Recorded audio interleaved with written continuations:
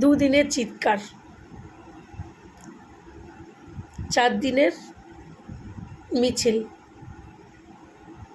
তারপর যে যার কাজে সে তার ব্যস্ত হয়ে পড়ব। যে হারালো সে হারালো, যার গেল তার গেল, যার হারালো তার হারালো, কিচ্ছু করতে পারবে না, কিচ্ছু না। এই সমাজকে চেঞ্জ করা এত সোজা নয়। কিছু হিংস্র জানোয়ার আমাদের দেশে ঢুকে পড়েছে, ওরা বর্ডারে নয়, কলকাতাতেই আছে।